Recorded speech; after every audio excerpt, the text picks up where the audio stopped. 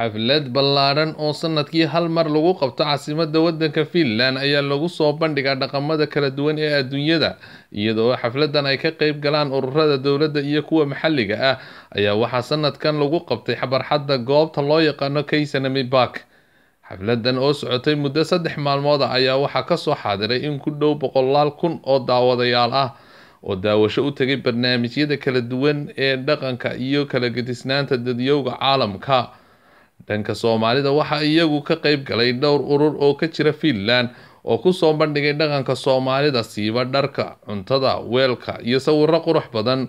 mid ka mid ah mas'uuliyiinta ururada Soomaalida ka socotay oo wax ka weydiinay waxay soo bandhigeen wuxuu noo sheegay sidaad sheegtay teendada weyn oo ku dhex taala meesha haddaan ka soo baxnay oo ururada ay maartay ku guulaysan yihiin isku akhbaar weydaarsanayo dadkuna ay soo booqanayaan ilaa iyo waxaan rajaynaynaa sanadkan ilaa 200,000 oo qof in labada maalmood maalintii soo booqdaan.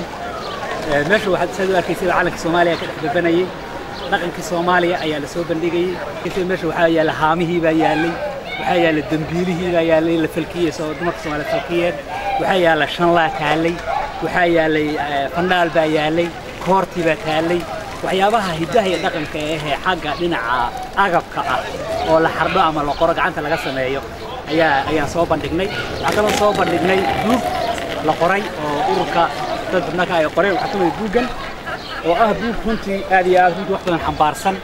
buugan waxa weeye wuxuu ka hadlayaa fikirka Soomaalida Finland ay ka qabaan waddanka Finland la qabsigiisa.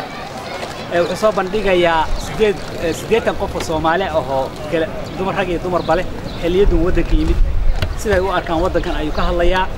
waa buugii koowaad oo xafladan ayaa aad u soo jiidatay dadyowgii ka soo qayb galana aad ula dhaceen dhaqanka Soomaalida.